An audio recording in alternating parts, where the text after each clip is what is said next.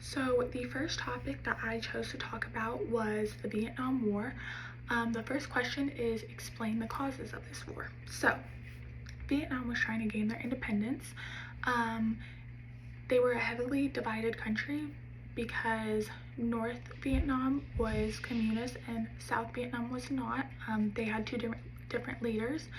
And so what happened was the United States refused to sign the accord because North Vietnam was under communist rule, and as we all know, the United States was very against any communist values. So they were not willing to sign anything relating to peace agreements or anything at this time just because of North Vietnam being under communist rule. But the United States was also very fearful of the fact of the domino effect. And so this is where other countries would fall into communicism if Vietnam did. And so that's kind of how the United States got involved and why it was so prolonged. And then moving on, the second question is, what was the Gulf of Tonkin resolution? What power did it give the president, and why was it so problematic? So this was passed in 1964, and this was when North Vietnamese patrol boats struck United States boats, and this led LBJ to order military force against North Vietnam. And this was very problematic because LBJ Congress did not declare war for him to do this, and in order for you to use military force, then you need to declare war against that country, and he did not do that. And so that's kind of why it became so problematic, and that's the type of power that he got from that. He was able to kind of just do whatever he wanted and use all of these military sources for that reasoning. And so then again, it says explain in 3 ways why the war was so problematic. So basically, soldiers were dying from this war and nobody really knew the exact reason why they were at war. It never had a clear purpose. And so on top of that, war causes so much unnecessary suffering, and it also violated America's core values, which is what made it even more problematic. Not to mention the public was very misled. And so then it says, what were the Pentagon Papers and what did the public learn from them? So the Pentagon Papers was published in 1971 by the New York Times. Basically, these papers revealed that the government had lied about what truly happened between the United States and North Vietnam. So what actually happened was that the United States struck Vietnam first, and that's what kind of sparked the war. But we didn't find that out till later on. It was, they tried to spin it as that Vietnam struck first, so that way the United States was able to use military power against them in hopes of getting rid of the communist leader. And so then, how and when did the war end? What happened in Vietnam 2 years after the war ended? And how did the Vietnam War change America? So the Paris Peace Agreement was signed in January of 1973, and ironically, this was almost identical to the one that Nixon could have signed years beforehand and ended this way previously, but he did not. So then 2 years later, North Vietnamese troops took over, I think you pronounce it Saigon, and then they were unified under a communist government. Ultimately though, this war just showed how untrustworthy the United States government really is, and how misleading it really was.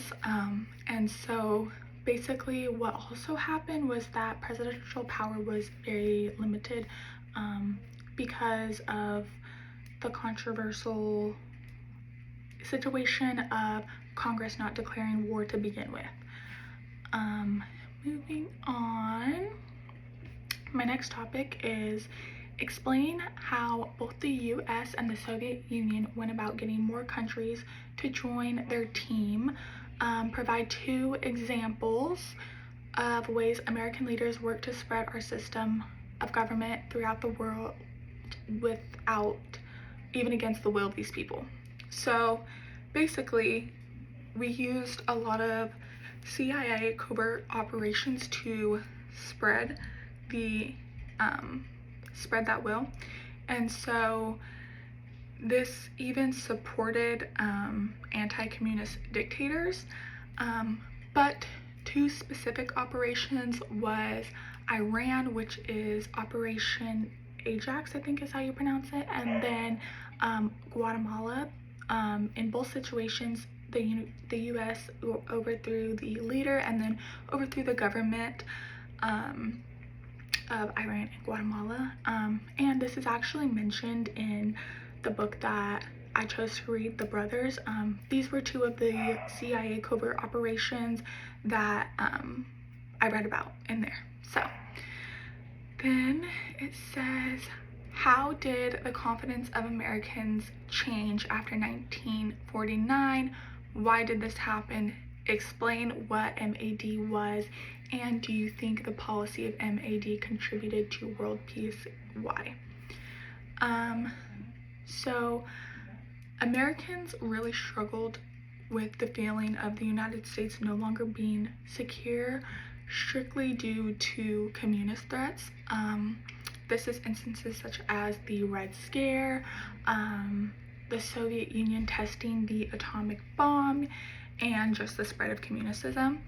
And so that's kind of how the confidence of America changed afterwards.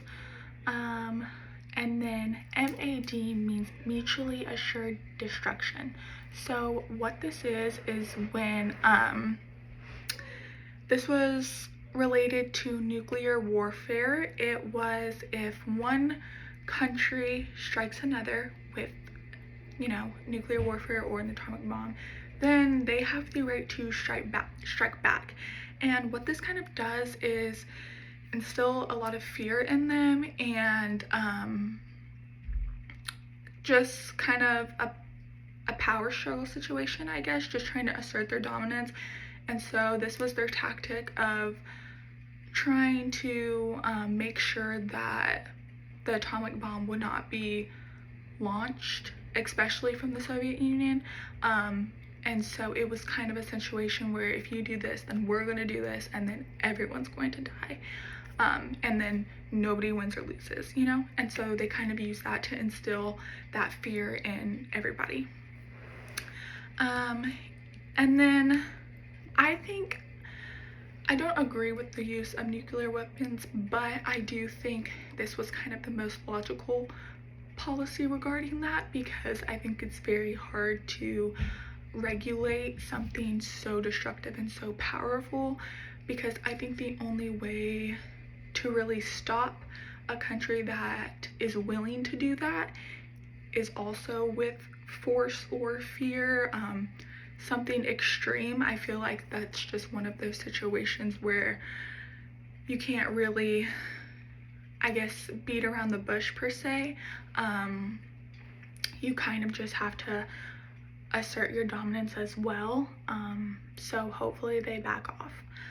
And then the last section says, explain McCarthyism and the Cold War's impact on civil rights movement, and then the Truman Doctrine and the Marshall Plan.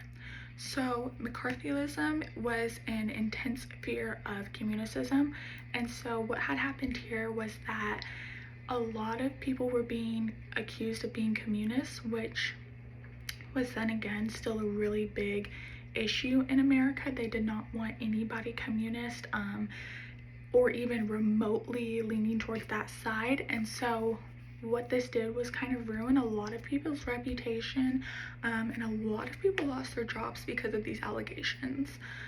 And then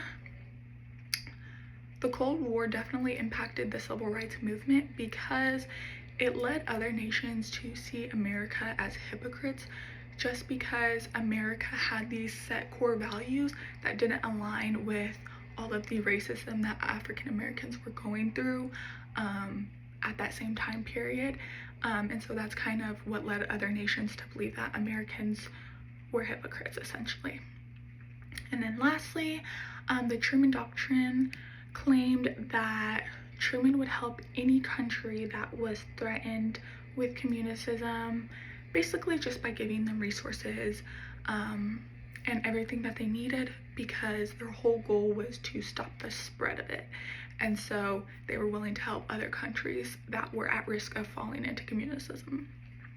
And then the Marshall Plan is where America provided aid to Europe so that way they could rebuild themselves without falling into communicism.